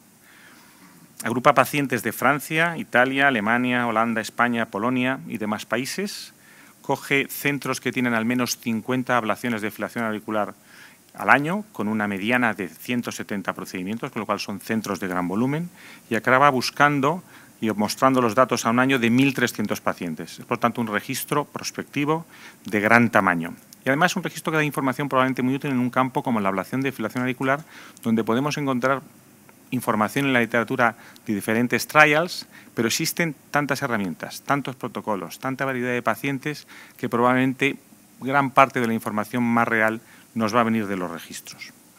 Lo que nos muestra el registro europeo son unos resultados en cuanto a eficacia ligeramente menor de los estudios que han analizado los resultados en un centro o de los trials. El éxito total al cabo de un año en los pacientes que han estado en este registro es del 73,7%, pero cuando analizamos en relación a este éxito, vemos que este éxito se consigue en un 56% de los pacientes sin tratamiento antiarrítmico y en un 43,5% con tratamiento antiarrítmico. Es más eficaz la ablación en la fibrilación auricular paroxística que en la fibrilación auricular no paroxística, y eso sí que es concordante con lo que se ha visto en otros trials en la literatura. Es muy efectiva para aliviar los síntomas. Probablemente este es un mensaje que tenemos que decir a los enfermos, que la fibrilación auricular, la ablación, lo que más ofrece es el alivio sintomático de todos los tipos de síntomas. A veces incluso el alivio sintomático está por encima de la eficacia. Enfermos en los que no somos muy eficaces, los síntomas de los pacientes disminuyen dramáticamente. Y luego es muy interesante saber qué es lo que hacen los médicos de estos centros de gran experiencia y con gran volumen en Europa con el manejo de la anticoagulación en sus pacientes. Como ven, el uso de antagonistas de la vitamina K disminuye desde el 87% al alta al 54% tras la visita del cabo de los 12 meses, y lo mismo ocurre con otros tratamientos anticoagulantes o antiplaquetarios. La verdad es que las guías no nos dicen muy bien qué tenemos que hacer con estos pacientes y no tenemos muchos datos en la literatura para aclarar estas dudas, y probablemente tengamos que individualizar paciente a paciente y estar muy seguro de que el enfermo no tiene fibrilación auricular antes de suspender un tratamiento anticoagulante. Como es lógico, se anticoagulan menos los enfermos con CHADS bajo y más los enfermos que tienen un CHADS mayor de 1. Y de lo que más nos interesa de los registros probablemente es del porcentaje de complicaciones, en un tema además tan serio como la ablación de fibrilación auricular. En el registro las complicaciones hospitalarias, todas ellas fueron del 7,7%, con un porcentaje de complicaciones mayores bajo, del 1,7%. Tras el alta, el índice de complicaciones fue de 2,6% y complicaciones mayores un 0,8%. Mortalidad en el hospital fue muy baja, solo hubo un caso que murió por endocarditis y durante el seguimiento ocurrieron 4 fallecimientos. Vemos aquí un poquito más desglosados los efectos secundarios que tuvieron estos pacientes. Hubo un 0,54% de eventos cardiovasculares, 0,16% de daño frénico, 0 fístulas atrioesofágicas, y eso es un dato muy optimista porque es la complicación más grave que muchas veces puede causar la muerte, y un porcentaje bajísimo de estenosis de las venas pulmonares, lo cual nos enseña probablemente que hemos aprendido a hacer las ablaciones, nos hemos retirado del interior de las venas y el porcentaje que tenemos hoy en día de estenosis significativas en las que hay que hacer algo es bajísimo. Aquí tienen las causas de las 4 muertes durante el seguimiento. 1 murió de un enfermo hemorrágico, un paciente de fibrilación ventricular isquémica, un paciente por una causa no cardiovascular, que fue un cáncer pancreático, y 1 murió por causa desconocida. El estudio que les traigo, el trial randomizado, es este estudio, el PRAC-2. No es un estudio realmente muy importante, es un estudio que analiza en enfermos que van a ser sometidos a una cirugía cardíaca el hacer una ablación de las venas pulmonares, o bien con radiofrecuencia o bien con crío, aunque la inmensa mayoría de los pacientes incluidos en este estudio acabaron haciéndose el procedimiento más del 90% con crío. Como ven ustedes, el porcentaje de pacientes libres de fibrilación auricular fue mayor cuando los enfermos fueron randomizados a realizarse este sencillo procedimiento quirúrgico, 60% frente al 35%, y paradójicamente los enfermos fueron mejor cuando tenían fibrilación auricular persistente o fibrilación auricular persistente de larga duración. Este estudio es un estudio pequeño, tiene algún error metodológico, tiene poco holter, tiene los criterios con los cuales se evalúa la recurrencia de fibrilación auricular no son tan estrictos como en otros estudios de ablación de FA, pero viene a ser concordante con los resultados del FAST. Y lo traigo un poco para resaltar el papel de la cirugía, sobre todo en los enfermos con fibrilación auricular y mucha cardiopatía estructural, que es algo que, por lo menos en nuestro país, no se desarrolla probablemente como debía. Hoy tenemos herramientas que hacen que la ablación de venas pulmonares en el quirófano sea rápido, sencillo y con muy poquitos efectos secundarios, y probablemente más pacientes de los que se benefician podrían beneficiarse de este tipo de procedimiento. Y finalmente voy a repasar un poco las principales novedades de las guías. Tanto ha avanzado el campo de la fibrilación auricular que en solo 2 años, del 2010 al 2012, la Sociedad Europea de Cardiología ha tenido que hacer un update en profundidad. Esta es de las primeras cosas que varían, y es que se recomienda, con una indicación tipo 1, con nivel de evidencia B, el hacer un screening en todos los pacientes mayores de 65 años, al menos tomándose el pulso, y si se encuentra un pulso irregular, hacerse un electrocardiograma. Respecto a anticoagulación, hay muchas cosas que no cambian. Se recomienda la terapia antitrombótica para prevenir tromboembolismo en todos los pacientes, excepto en aquellos menores de 65 años. El tratamiento antitrombótico, por supuesto, debe ser individualizado. Se consolida la escala CHAS-VAS-2, que es una escala que apareció por primera vez en las guías de la Sociedad Europea del año 2010. En enfermos con CHAS-VAS-2 de 0 no se recomienda la anticoagulación, y cuando el enfermo tiene un CHAS-VAS mayor de 2 se recomienda la anticoagulación, bien con un antagonista de la vitamina K o uno de los nuevos anticoagulantes orales. Los principales cambios en anticoagulación aparecen por aquí. En los enfermos con un CHAS-VAS-2 de 1 se recomienda o bien un antagonista de la vitamina K o un nuevo antiagregante oral, y no existen diferencias en las guías europeas en cuanto al tratamiento al dabigatran, al rivaroxaban o al apixaban. En los enfermos menores de 65 años y mujeres es una indicación tipo 2A el no anticoagularlas, ni darles antiagregantes, el no ponerle ningún tratamiento por su bajo riesgo. Eso es un porcentaje de población muy alto. Mujeres con CHAS que solo tengan un punto de la clasificación CHAS-VAS por su sexo no se recomienda anticoagulación, uno de los principales cambios de estas guías. Y luego que los pacientes que tienen no pueden tomar o que rechazan el tratamiento anticoagulante pueden darse un tratamiento antiagregante, bien con la combinación de aspirina y clopidogrel, y esto es más efectivo si no pueden tomar clopidogrel, únicamente con aspirina. Cuando no logramos un control correcto con los antagonistas de la vitamina K, debemos pensar en los nuevos anticoagulantes, y esta es indicación tipo 1 con nivel de evidencia B. Se recomienda además los nuevos anticoagulantes con indicación 2A por su mayor eficacia en los ensayos, y también las guías nos establecen que cuando usamos dabigatran la dosis preferida es la de 150 miligramos, con excepción de los pacientes mayores de 80 años, que tienen otros fármacos que pueden interaccionar con el dabigatran, como el verapamil o la dronedarona, con los enfermos que tienen un HAS-BLIT alto o los enfermos que tienen una disfunción renal. Cuando hablamos de rivaroxaban, entonces la dosis recomendada es la de 20 miligramos. Reservamos la dosis de 15 solo en pacientes con HAS-BLIT de 3 o más, o cuando tiene una función renal alterada. Y luego también las guías nos recomiendan hacer un análisis basal del aclaramiento de creatinina, y hacerlo al menos cada año en los pacientes con función renal normal al comienzo del tratamiento, y más frecuentemente 2 o 3 veces al año cuando el enfermo tiene una función renal parcialmente alterada. Esto sería cómo queda el esquema de tratamiento anticoagulante en los pacientes con filación auricular. Como ven, las mujeres menores de 65 años quedan excluidos, no se recomienda un tratamiento anticoagulante. Para todos los demás hay que individualizar el tratamiento teniendo en cuenta la escala Hasblit y tiene una indicación de anticoagulación oral, bien con antagonistas de la vitamina K o bien con los nuevos. También nos hacen un gráfico de cómo tratar las complicaciones hemorrágicas en los pacientes bajo tratamiento con uno de los nuevos anticoagulantes. Como ven ustedes aquí, cuando la hemorragia es menor, simplemente con retrasar la siguiente dosis o discontinuar el tratamiento es suficiente. Cuando los pacientes tienen una hemorragia moderada severa, entonces hablamos de síntomas de soporte, de compresión mecánica, de reemplazo de fluidos, y se puede pensar también si la dosis ha sido reciente en dar carbono activado para intentar de eliminar la absorción del fármaco.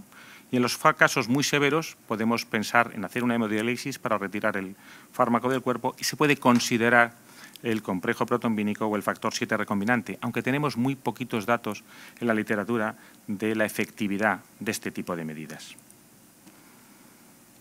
Finalmente, las nuevas guías establecen el valor del dabigatran, en concreto del dabigatran, porque es el fármaco que tenemos datos más sólidos en la literatura a través de ese subestudio del RELAI que se publicó en Circulation el año pasado, y establecen que el dabigatran se puede dar como alternativa al tratamiento con vitamina K siempre durante 3 semanas, y eso lo dejan muy claro las guías, a pesar de que el dabigatran puede hacer efecto mucho más rápidamente que un antagonista de la vitamina K. Las guías son conservadoras y dicen que demos dabigatran al menos 3 semanas. El dabigatran por el momento no nos sirve para acelerar la cardioversión, eso es indicación tipo 1 con nivel de evidencia B, y como ya decíamos antes, no hay que retirar, en guías previas quiero decir, no hay que retirar los fármacos anticoagulantes a pesar de que la cardioversión sea aparentemente efectiva. Finalmente, algunos nuevos tratamientos como el cierre de la orejuela tienen una indicación 2B, queda reflejido así en estas guías, con nivel de evidencia B, y la exéresis quirúrgica durante un procedimiento quirúrgico de la orejuela izquierda tiene una indicación 2B con un nivel de evidencia C, o sea que se basa fundamentalmente únicamente en opiniones de expertos. Respecto al tratamiento cardiooncológico para la cardioversión, pues dicen las guías que en pacientes sin cardiopatía se puede usar flecainida, propafenona, ibutilide o vernacalan y tiene una indicación tipo 1 con nivel de evidencia A. En los pacientes con cardiopatía moderada y una filación auricular de menos de 7 días, el vernacalan tiene una indicación 2B, y en pacientes después de un posoperatorio de una cirugía cardíaca y una filación auricular de menos de 3 días, se puede usar el vernacalan y esta es una indicación también 2B con nivel de evidencia B. Aquí quedaría el esquema de la cardioversión. En la filación auricular de reciente comienzo se valora, como siempre, la estabilidad hemodinámica. Si el enfermo está inestable, nos vamos hacia la cardioversión eléctrica y después buscamos el fármaco en función de la cardiopatía que tenga. Aquellos con pacientes con cardiopatía severa nos vamos a ir a la miodarona. Con cardiopatía moderada podemos optar entre el ibutilide y el vernacalan. Desgraciadamente, el ibutilide no lo tenemos en España. Si esto no funciona, podemos pensar en la miodarona. Y los pacientes sin cardiopatía podemos usar fleca, ibutilide, propafenona, vernacalan de segunda alternativa miodarona, y las guías también siguen estableciendo el pill in the pocket como estrategia de tratamiento. La adronenarona también se ajusta en sus indicaciones en las nuevas guías, sobre todo después del estudio PALAS, que tuvo que ser detenido porque demostró no beneficio, incluso un posible efecto adverso en pacientes con filación auricular permanente. Sin embargo, las guías analizan todos los estudios que tenemos con dronedarona, probablemente el fármaco antiarrítmico mejor estudiado en trials randomizados. Siguen estableciendo que la dronedarona se recomienda en pacientes para evitar recurrencias de filación auricular con un moderado efecto antiarrítmico, pero tiene indicación tipo 1 con nivel de evidencia A, que se puede utilizar un tratamiento corto con un antiarrítmico después de una cardioversión, y eso es una indicación tipo 2B con nivel de evidencia B, y contraindican formalmente, le ponen indicación tipo 3, el uso de la dronedarona en pacientes con filación auricular permanente. Y aquí nos quedaría el tratamiento para evitar recurrencias de la filación auricular.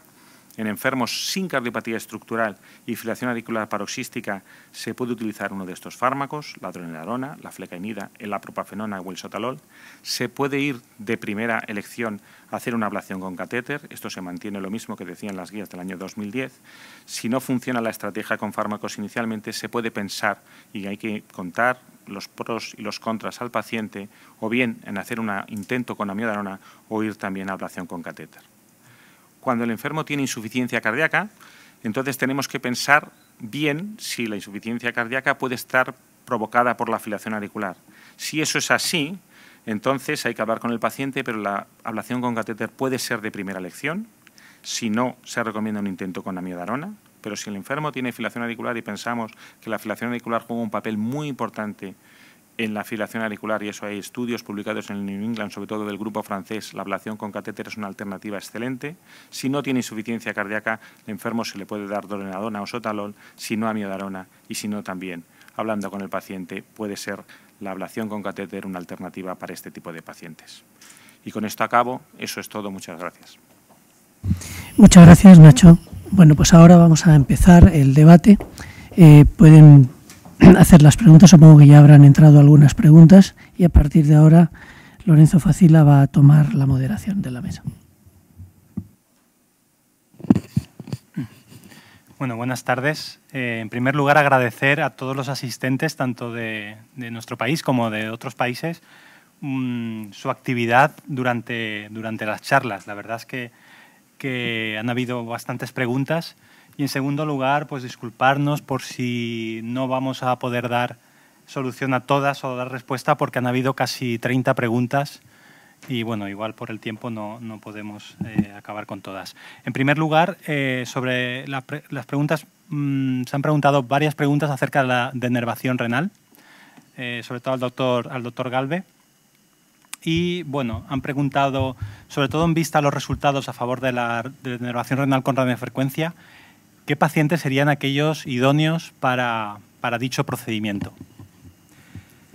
Bueno, la denervación renal evidentemente es una técnica muy prometedora, pero hemos de ser prudentes en estos momentos a la hora de indicar. De hecho, las indicaciones hasta ahora en los grandes estudios se han restringido a aquellos pacientes que tienen hipertensión refractaria, considerando hipertensión resistente o refractaria aquellos que ya han recibido como mínimo 3 fármacos antihipertensivos y persisten con presiones arteriales sistólicas por encima de 160 milímetros de mercurio.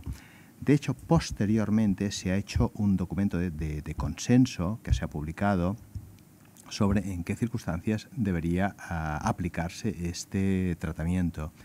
Y en principio, en la hipertensión refractaria ha entrado también el que los pacientes recibían tratamiento antialdosterónico, porque el tratamiento antialdosterónico ha sido una de las grandes novedades en cuanto a eficacia para controlar la hipertensión arterial. Por consiguiente, bajo ningún concepto es una técnica aplicable a cualquier hipertenso. Nadie puede aspirar a aplicar esa técnica a un hipertenso con el objetivo quizás de curarlo. A lo mejor en un futuro a medio, a lejano plazo, podríamos curar a los hipertensos, al menos durante un periodo mediante esta técnica, pero ahora la tenemos que circunscribir a pacientes muy específicos. Sí, yo quisiera añadir respecto a esto que también hay que analizar la situación de la arteria renal, porque las arterias renales tienen que tener una longitud determinada y además estar libres de enfermedad, ¿no?, del endotelio, porque las que ya están muy calcificadas o con placas de ateroma importante no se puede hacer técnicamente. Por lo tanto, es recomendable hacer una técnica de imagen de las arterias renales. Al menos un eco. Está en discusión si merece la pena hacer un TAC, porque eso encarece el estudio, pero desde luego al menos un eco sí que hay que hacer para analizar cómo es el tamaño, la longitud y el que no existan lesiones renales en las arterias. Muy bien, muchas gracias. La verdad que con la respuesta tan amplia del doctor Galve y del doctor Bertomeu responden a varias de las preguntas relacionadas. Y la última, relacionada con la denervación renal, nos preguntan por cuánto tiempo se debe mantener el tratamiento antihipertensivo y cuál sería el tratamiento antihipertensivo más idóneo después de haber realizado con éxito este procedimiento. El tratamiento antihipertensivo hay que mantenerlo porque en el fondo se está aplicando la técnica a pacientes con una hipertensión relativamente importante. Por consiguiente, sí que es cierto que hay una reducción en la presión arterial de unos 30 milímetros. Cuidado que esta reducción no es tan importante en presión arterial realizada en automedición y en mapa, donde las reducciones son menores, 20 y 10 milímetros de mercurio respectivamente como promedio. Todo ello manteniendo el tratamiento antihipertensivo. Es decir, en la medida que se ha restringido el tratamiento a pacientes con muchísima hipertensión arterial, el tratamiento no hace desaparecer la hipertensión y en buena medida los pacientes van a tener que seguir siendo tratados. Quizás si expandiésemos a pacientes con hipertensión de menor grado, quizás pacientes en clase 1, a lo mejor podríamos retirar el tratamiento posteriormente, pero esto hoy en día no es así, puesto que seleccionamos los peores pacientes para el tratamiento. Muy bien, muchas gracias. Al doctor Gómez Doblas preguntan si en paciente con insuficiencia cardíaca debería darse la ivabradina antes del alta, sobre todo aquellos que tienen una frecuencia cardíaca por encima de 70, para prevenir futuras hospitalizaciones, sobre todo si sabemos que en la práctica diaria ese paciente probablemente en la consulta no lo veremos hasta dentro de 3 o 6 meses. Es decir, ¿adelantamos esto o esperamos? Sí, es una pregunta muy interesante, además de práctica clínica diaria y que se plantea muchas veces. Realmente yo creo que es una pregunta que la respuesta debe ser individualizada tanto al paciente como a la estructura de seguimiento de ese paciente. Si tenemos la opción sería o titular con beta bloqueantes de forma precoz o bien iniciar ivabradina también durante el ingreso para conseguir el objetivo de reducción de frecuencia cardíaca por debajo de 60, que sería el objetivo a alcanzar. Y probablemente la individualización debe hacerse en función de las características en las que nos movamos. Si el paciente va a poder ser seguido de forma muy precoz y se va a poder titular bien los beta bloqueantes a muy corto plazo, pues quizás esa sería la opción. El problema es que todos sabemos que en nuestros medios y en muchas de nuestras consultas la posibilidad de ver a un paciente a muy corto plazo no siempre está disponible y por tanto en muchos casos quizás podría ser una opción que no está claramente recogida en la guía, todo hay que decirlo, pero sí que desde el punto de vista práctico podría tener sentido. Y yo haría una matización, es que quizás también depende de la frecuencia cardíaca desde la que partamos. Si obviamente tenemos un paciente, que estamos hablando de un paciente con 73, 74, 75 de frecuencia cardíaca, no es lo mismo que un paciente que al alta lo tenemos con 95 de frecuencia cardíaca. Sabemos que los pacientes entre mayor frecuencia cardíaca van a tener un peor pronóstico, incluso a corto plazo, por tanto quizá también otro factor no solo va a ser la estructura de seguimiento, sino también la frecuencia cardíaca sobre la que vamos a partir en el alta hospitalaria. Otra pregunta de índole práctica en relación con el uso de ivabradina. Preguntan si se debe de titular en todos los pacientes o en la mayoría de los pacientes la dosis de ivabradina y con qué dosis empezar. La práctica clínica nos dice que lo ideal sería, también depende un poco de la frecuencia cardíaca de la que partamos, teniendo en cuenta que no tiene un efecto hemodinámico sobre la tensión arterial, la ivabradina, que es una ventaja clara sobre todo para su tolerancia. Digamos que si partimos de frecuencias cardíacas muy altas, es una buena opción empezar con la dosis más alta, porque realmente el paciente no va a tener ningún problema con esa opción. Quizá en pacientes en donde la frecuencia cardíaca no sea muy alta inicialmente, pues entonces sí se puede ir haciendo una titulación con el fármaco, porque a veces puede ser necesario con la dosis más, puede ser bastante con la dosis inicial, ¿no? En ese caso, pues yo también creo que dependería mucho de la frecuencia de la que partamos para poder utilizar una dosis u otra a la hora de tratar al paciente.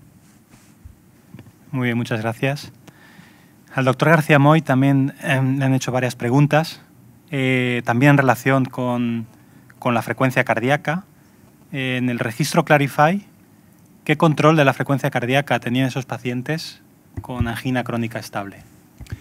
Bueno, básicamente en el registro se tuvieron en cuenta dos variables sobre frecuencia cardíaca. Una era la frecuencia cardíaca que tomaba el médico durante la visita y la otra era la que se tenía en el electrocardiograma correspondiente a la visita. Las frecuencias eran, la media de frecuencias eran alrededor de 69, latidos por minuto, lo cual quiere decir que, siendo una mediana, la mitad estaban por encima de 69 y la mitad estaban por debajo. Por tanto, pues de ahí las cifras que ponía en la diapositiva, en aquella diapositiva, independientemente del hecho que hubiera beta bloqueante o no en el tratamiento de base. Evidentemente, los pacientes beta bloqueados tenían un mayor control de frecuencia cardíaca, pero un control claramente mejorable. O sea, un 41% de pacientes con beta bloqueantes todavía tenían frecuencias cardíacas por encima de 70. Por tanto, el beta bloqueo quizás no lo titulamos del todo como deberíamos titular. En insuficiencia cardíaca está muy claro cuáles son los pasos, cómo se tiene que hacer, etcétera. En cardiopatía isquémica tradicionalmente no se ha titulado tanto. Otra cosa es que el betabloqueo, a raíz de los estudios que están saliendo esta misma semana, a lo mejor en la cardiopatía isquémica crónica, pues ya veremos qué pasar con él. Pero el objetivo de frecuencia está claro. Y si yendo, por ejemplo, a las guías americanas de angina estable, publicadas ya hace prácticamente 10 años, se debía titular en cardiópatas isquémicos crónicos con betabloqueantes a frecuencias entre 55 y 60. Y de hecho la ficha técnica de ivabradina en angina crónica estable está con frecuencias a partir de 60, con lo cual ahí vamos. Muy bien, muchas gracias.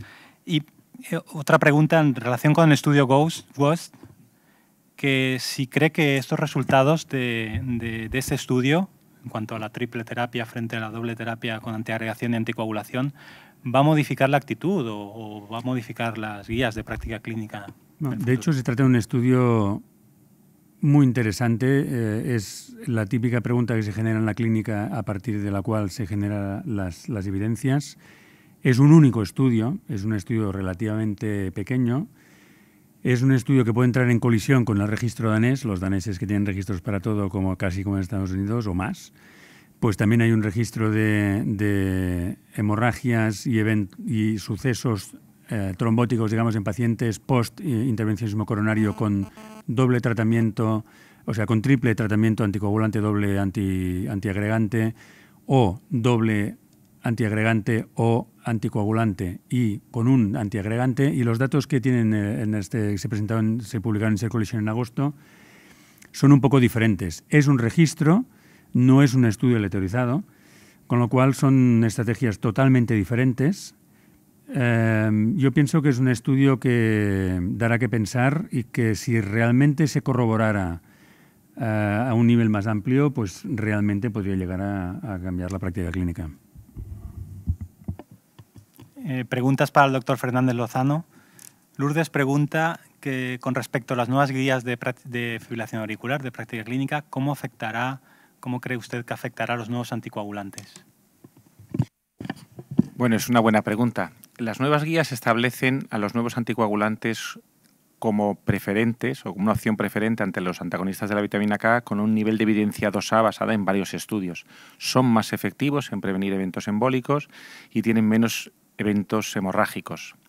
Bueno, no hay que olvidar la situación de crisis en la que estamos y que los nuevos anticoagulantes en la caja, en el precio del fármaco, son más caros.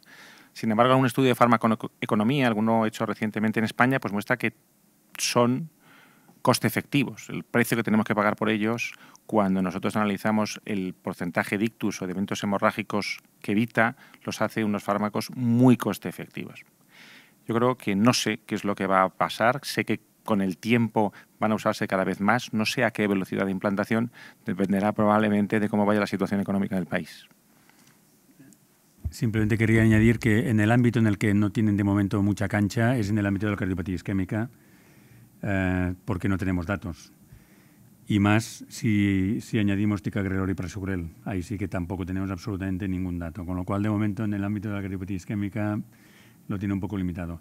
Y, de hecho, la FDA ha lanzado una alerta sobre el uso off-label de estos nuevos fármacos en pacientes con válvulas mecánicas, etcétera. Canadienses. Otra pregunta de índole práctico para el doctor Fernández Lozano. Nos preguntan hasta cuándo mantener el tratamiento anticoagulante en el paciente que ha sido sometido a una cardioversión. Bueno, pues igual que ocurre en los enfermos post-ablación, uno tiene que estar muy seguro de que el enfermo no va a tener más episodios de fibrilación auricular. Las guías son mucho más conservadoras en el caso de cardioversión que en el caso de post-ablación. Se recomienda mantener el tratamiento anticoagulante de por vida si el enfermo sigue teniendo un CHADS alto.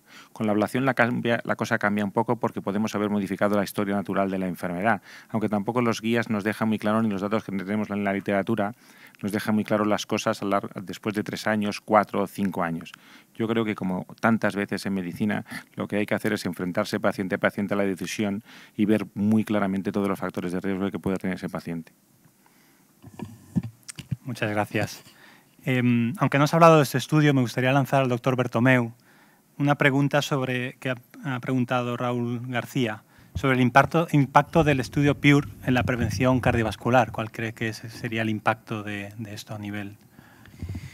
Bueno, el estudio PURE lo que analiza es básicamente el control, es decir, el número de fármacos que se utilizan en relación con los diferentes países, en el nivel económico y sociocultural de los países.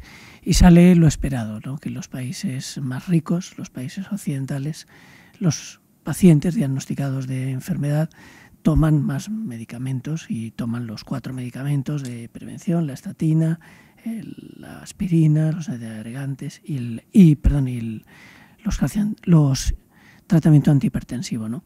Y lo que ocurre es que los países de bajo nivel socioeconómico y bajo nivel cultural, lógicamente el cumplimiento terapéutico es mucho menor y los pacientes están sometidos a un mayor riesgo, y eso explica la razón por la cual la enfermedad cardiovascular, que teóricamente es una enfermedad de los países civilizados, realmente no es así. En países en vías de desarrollo, y concretamente, por ejemplo, en Sudamérica y en países del Caribe, la enfermedad cardiovascular, la enfermedad coronaria es cada vez más prevalente porque hay mucho sobrepeso, mucha hipercolesterolemia, hipertensión, etcétera. Y además de tener más prevalencia de factores de riesgo, están peor tratados.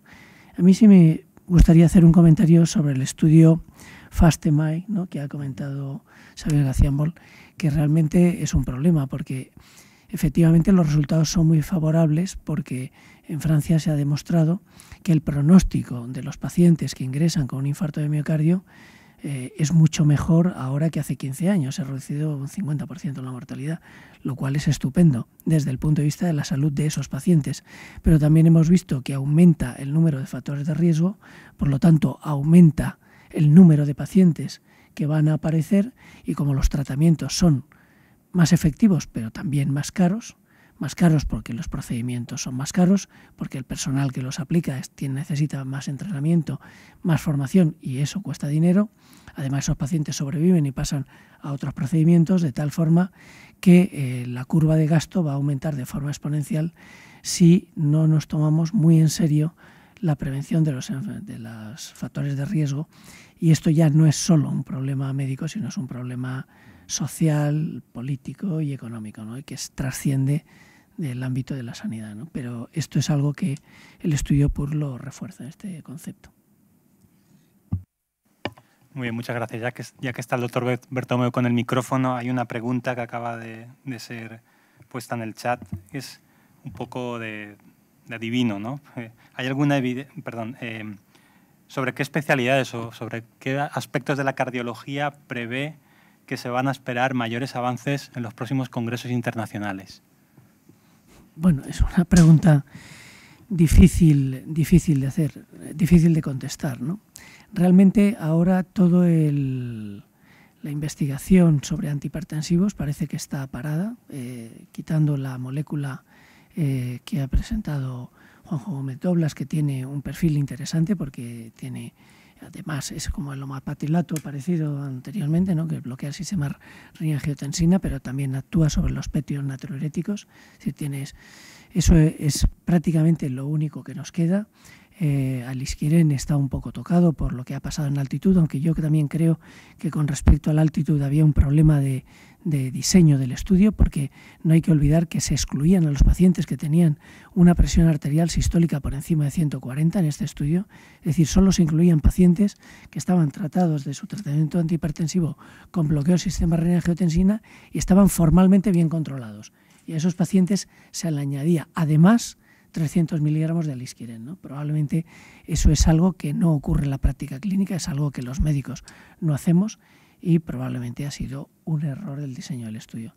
Yo creo que en el tema de los anticoagulantes realmente nos falta información. Hay que ver qué va a pasar con la cardiopatía isquémica, hay que ver qué va a pasar con las prótesis. Probablemente los resultados serán favorables. En el caso de la cardiopatía isquémica, los resultados del ATLAS van más por el problema de la dosis, que los estudios que no han salido con apixaban ni con el dabigatran han sido por un problema de una dosis excesiva. Ahí queda mucho camino y mucha información por recorrer.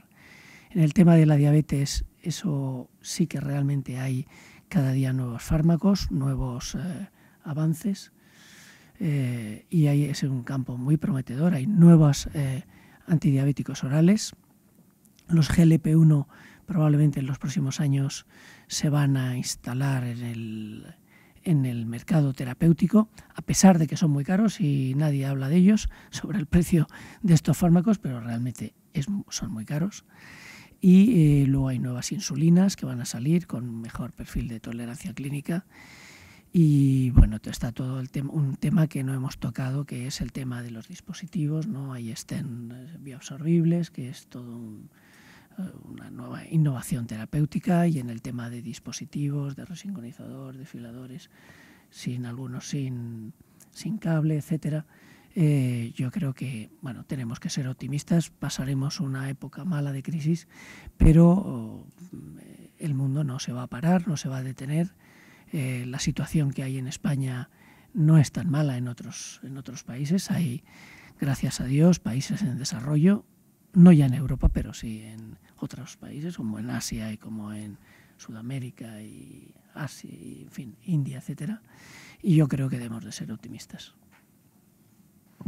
Muchas gracias. En relación con los dispositivos, el usuario recortado hasta las trancas pregunta: ¿y en los casos de resincronización en pacientes con bloqueo completo de rama derecha, qué evidencia soporta su uso? Para el doctor Gómez Doblas. Pues precisamente con bloqueo de rama derecha hay poca evidencia. Una de las cosas que hace precisamente la guía es que intenta quitarle importancia al bloqueo de rama derecha, y lo que hace es que el criterio es mucho más estricto, sobre todo en anchura de QRS. Se pasa a 150 milisegundos de anchura como un criterio de indicación, tanto para el bloqueo de rama derecha como para el trastorno de conducción intraventricular que no sea bloqueo de rama izquierda, ¿no? Una de las cosas que inciden en la guía son fundamentalmente en ese grupo de pacientes con QRS ancho que no sea por bloqueo de rama izquierda, y amplía ese dato. Y el segundo, que también se ha comentado en la ponencia, es el dato del uso de resincronizadores en pacientes con fibrilación auricular, donde también hay poca evidencia y donde la tasa de respondedores es menor que la que encontramos en pacientes con bloqueo de rama izquierda. Muchas gracias. Para el doctor Galve, Mario pregunta: ¿en qué tipo de pacientes y combinado con qué fármacos se recomienda hoy en día el uso de Alisquiren?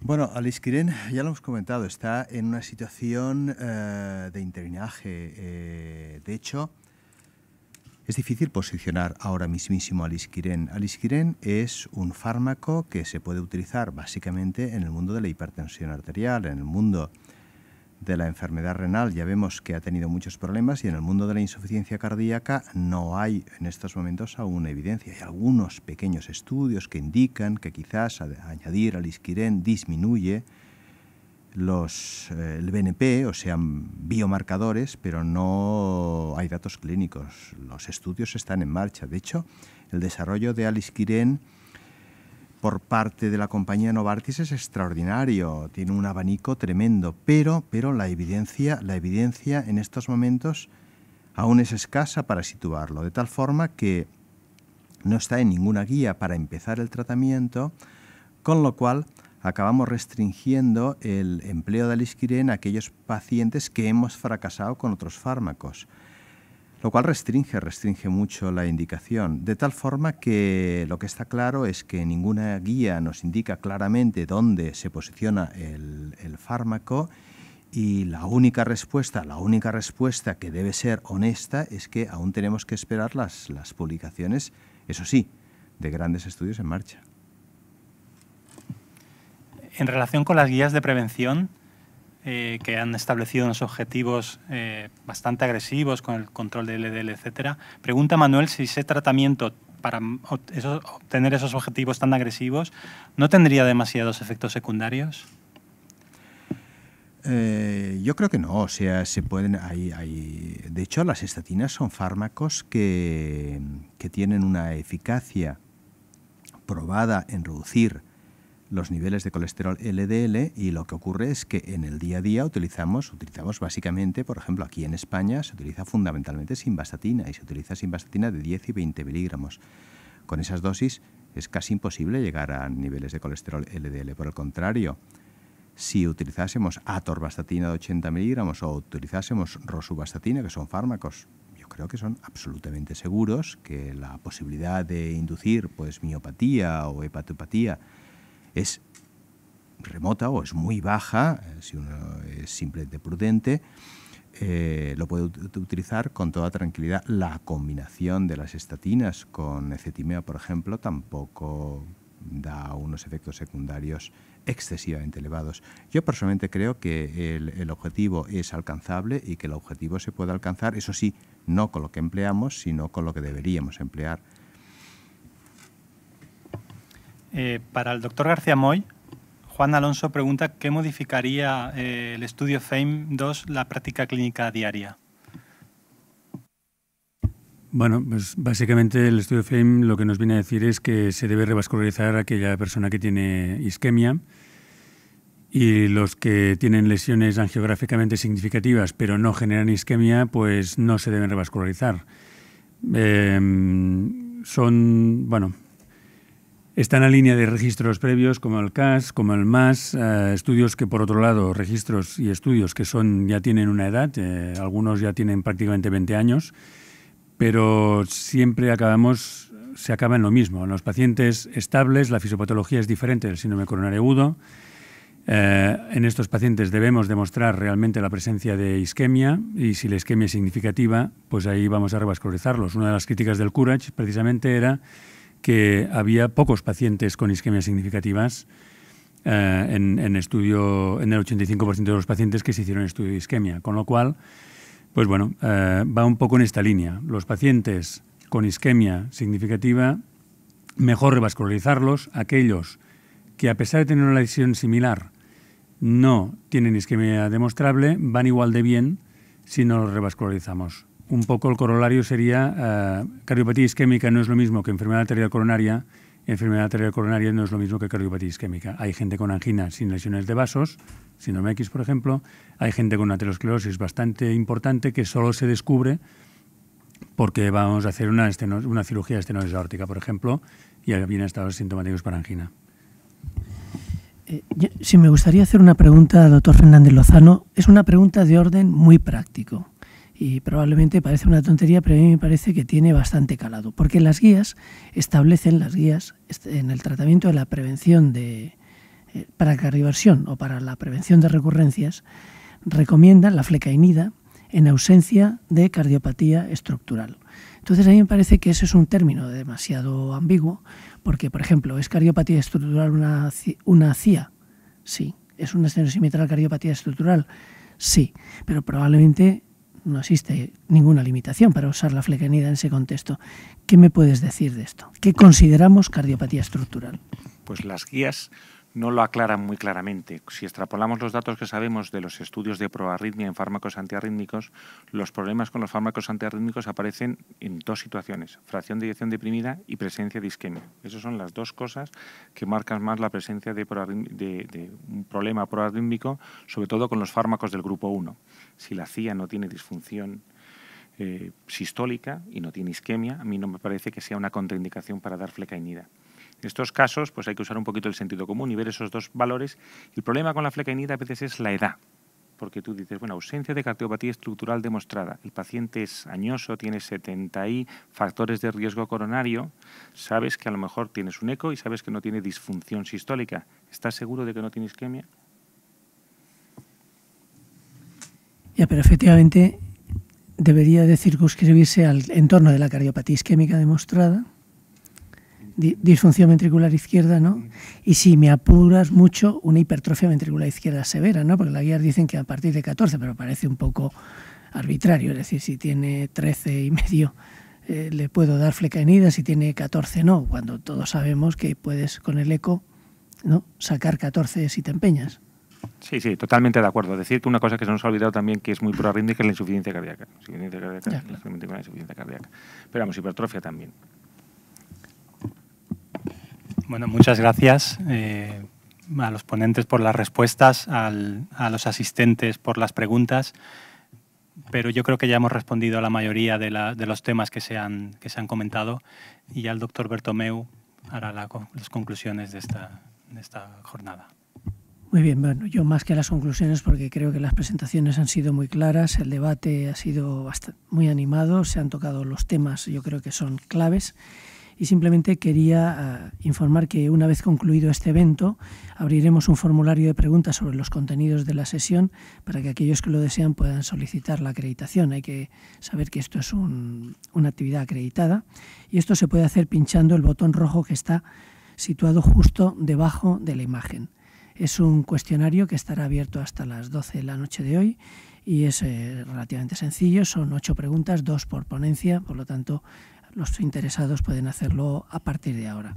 Y ya solo me queda pues agradecer a los ponentes y a Lorenzo Facila su intervención por la claridad de las presentaciones, el esfuerzo que han hecho en hacer presentaciones muy didácticas y agradecer al Laboratorio Servier el patrocinio de esta actividad científica que me parece que tiene un gran interés para todos los socios y no socios de la Sociedad Española de Cardiología. Nada más, muchas gracias y espero que el año próximo podamos hacer una nueva edición del Congreso de la Sociedad Europea de Cardiología. Muy buenas noches.